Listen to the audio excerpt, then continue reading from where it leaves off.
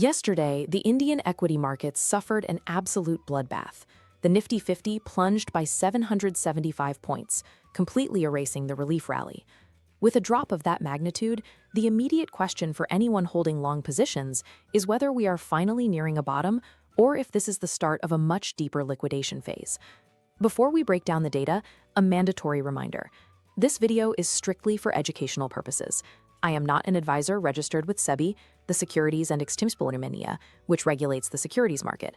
You should always consult a financial advisor before taking any trades. Today, we are going to break down the massive institutional selling figures, analyze the overnight global market reaction to the Middle East tensions, and look at the top companies rewarding their shareholders with bonuses and dividends today. To understand the pressure on Dalal Street, we have to look at the overnight data from the United States markets.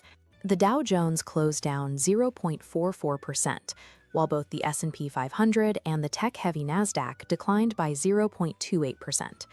The primary catalyst behind this persistent global pressure is energy.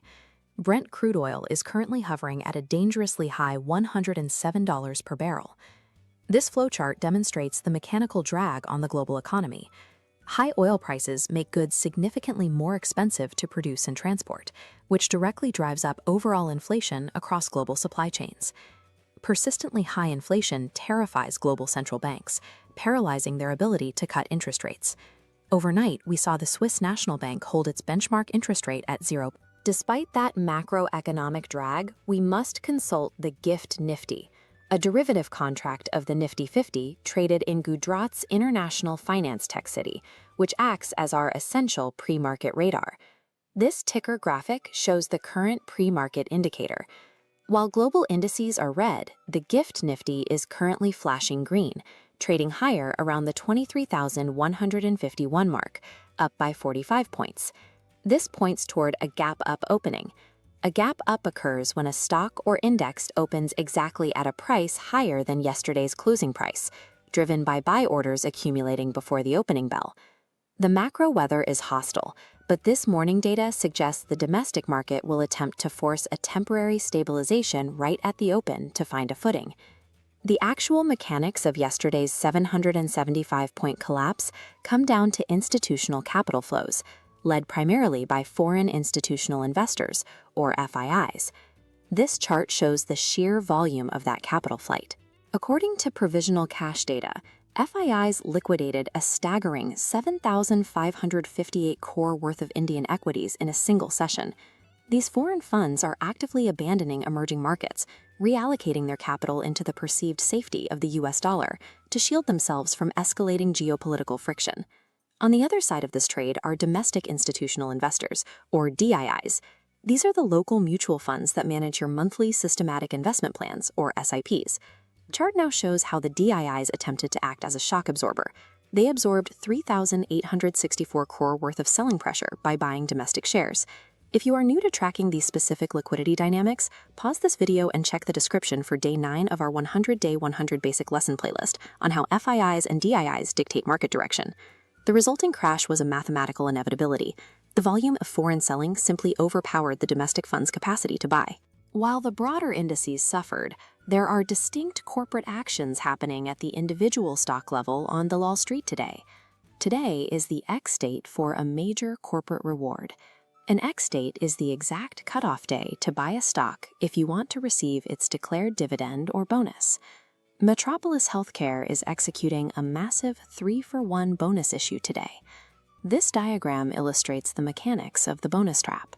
For every 1 share you hold, you receive 3 extra, but the stock price mathematically adjusts downward in exact proportion, keeping the total value of your investment exactly the same. Today is also the record date for major dividend payouts.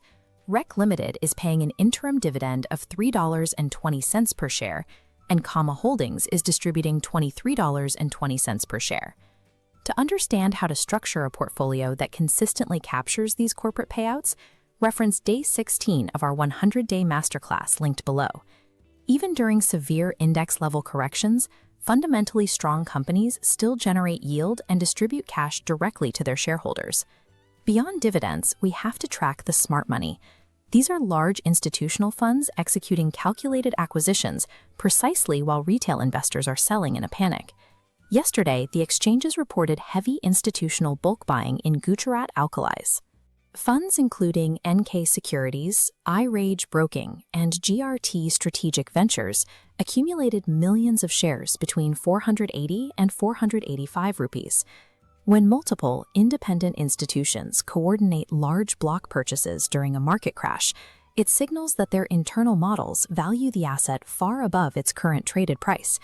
We are seeing similar behavior from corporate insiders. In Uno Minda, the promoters, the actual founders and owners of the business, executed a block deal to buy 14.1 lakh of their own shares at 1,100 rupees each. The promoter group for Electro Steel Castings also stepped in, purchasing over 2 crore shares at 70 rupees. The overarching index trend is bleeding, but the architects and owners of these specific companies are actively buying the dip, revealing a quiet, concentrated bullish conviction beneath the surface. We will now translate this fundamental data into exact technical levels for the Nifty 50, which closed yesterday at a heavily damaged 23,002. The momentum indicators are stretched to their limits. The RSI, or Relative Strength Index, a metric that measures the speed and magnitude of recent price changes, has plummeted to the extreme level of 25. This chart shows the indicator entering deeply oversold territory. The downward price action has been so rapid and aggressive that a sudden temporary snapback rally is mathematically probable. Today, the 23,000 mark acts as the ultimate psychological and technical floor. This is the primary support zone that buyers absolutely must defend to stabilize the index. If that snapback occurs, any upward movement will hit an immediate ceiling of sellers. This resistance zone is firmly mapped between the 23,270 and 23,400 levels. However, if the market fails to hold its ground and breaks below 22,800, it will trigger a secondary wave of algorithmic panic selling. This will execute thousands of stop losses, automated orders designed to sell a security when it reaches a certain price to limit further damage. Navigating the Nifty today is not about predicting the future.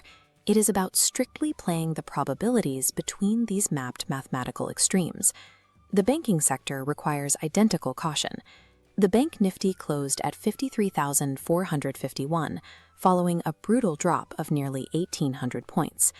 The immediate technical floor for the banking index is sitting near the critical 53,000 round number. If the banks manage to initiate a relief rally from that floor, they face a strict wall of resistance waiting in the 54,000 to 54,200 zone. If identifying these invisible charting lines feels complex, review Day 44 of our masterclass on mapping support and resistance. This dictates a very specific pre-market strategy.